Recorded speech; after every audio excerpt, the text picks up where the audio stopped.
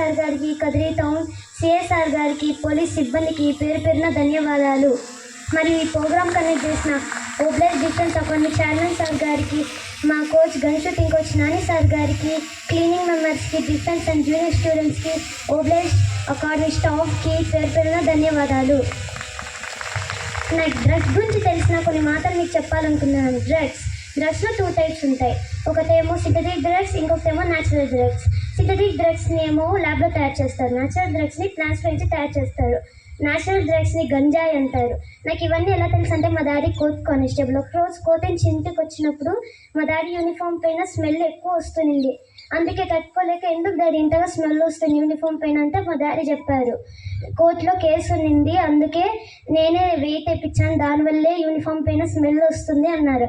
అప్పుడు నేను అన్నాను, ఇంత డేంజర్ అది స్మెల్ అంటే. అప్పుడు మా డాడీ చెప్పారు, దీనివల్ల కుటుంబాలు, ఫ్యూచర్స్, దేశాలు నాశనం అయిపోతున్నాయి అన్నారు. అప్పుడు నేను అడిగాను, దీనికి సొల్యూషన్ ఏం డాడీ అంటే, అప్పుడు మా డాడీ చెప్పారు, నువ్వైనా నేనైనా అందరం యాంటీ డ్రగ్స్ సోల్జర్గా మారాలి అన్నారు. నేనైతే ఆ రోజు నుంచి యాంటీ డ్రగ్స్ సోల్జర్గా మారాను. అలాగే యాంటీ డ్రగ్స్ సోల్జర్ అంటే ఏం డాడీ అని అడిగితే, అప్పుడు మా డాడీ చెప్పారు, యాంటీ డ్రగ్స్ సోల్జర్ అంటే డ్రగ్స్ వాడే వాళ్ళని, డ్రగ్స్ అమ్మే వాళ్ళని టోల్ నెంబర్ 1972కి కాల్ చేయడం. నేనైతే ఆ రోజు నుంచి యాంటీ డ్రగ్స్ సోల్జర్గా మారాను. మీరు కూడా ఈ రోజు నుంచి యాంటీ డ్రగ్స్ సోల్జర్గా మారండి. ఎవరెవరు యాంటీ డ్రగ్స్ సోల్జర్గా ఈ రోజు నుంచి మారుతున్నారో చేతులు ఎత్తండి. Okay, thank you. Don't your hands. అలా కదా, నా పేరు హనికా రాయల్ కోలా. నేను 6th క్లాస్ చదువుతున్నాను. నేను ఇక్కడికి 5 o'clockకి వచ్చి గన్ షూటింగ్, రన్నింగ్ ప్రాక్టీస్ చేస్తూ ఉంటాను. అలాగే చాలామంది చెప్పేవారు, మీకు 9 yearsలో ఇవన్నీ అవసరమా అనేవారు. నేను అప్పుడు చెప్పాను, మీకు హుసేన్ బోల్ట్ తెలుసా? తను ఒక 9 సెకండ్ రన్నింగ్ కోసం 4 years కష్టం పడి తన దేశానికి 3 gold మెడల్స్ సాధించాడు. కానీ మనం అలా కాదు, ఆర్మీకి అప్లై చేస్తాం. 1 week, 1 month, 1 year ప్రాక్టీస్ చేసి రిజల్ట్స్ రాకపోతే ఓటమి నొప్పుకొని బాధపడి ఇంటికి వెళ్ళిపోతాం.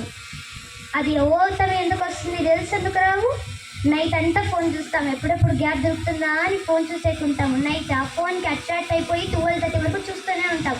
మళ్ళీ మార్నింగ్ లేసి రన్నింగ్, చదువుకోవాలా, ప్రాక్టీస్ చేయాలా, అన్నీ చేయాలా. కాబట్టి ఎవరు ఫోన్ చూడకండి. అలాగే ఎవరు ఈ రిజల్ట్స్ని అవన్నీ పట్టించుకోకుండా, ఓటని మొక్కుకోకుండా ప్రాక్టీస్ చేస్తూనే ఉంటారో వాళ్ళే దేశానికి హీరోస్ అవుతారు. అలాగే నా ఫ్యూచర్ అంతా నేను గన్ షూటింగ్, రన్నింగ్, చదువు ప్రాక్టీస్ చేస్తూనే ఉంటాను. మహా అయితే గెలుస్తాను, లేదంటే నేర్చుకుంటాను. నా ఇన్స్పిరేషన్ ఎస్పీ సార్. నేను ఫస్ట్ టైం ఎస్పీ సార్ని ఓడిసీలో చూసాను. నేను కరాటీకి చేసే వెళ్ళినప్పుడు నేను సార్ చేతుల పైన బ్లాక్ బెల్ట్ సర్టిఫికెట్ కూడా తీసుకున్నాను.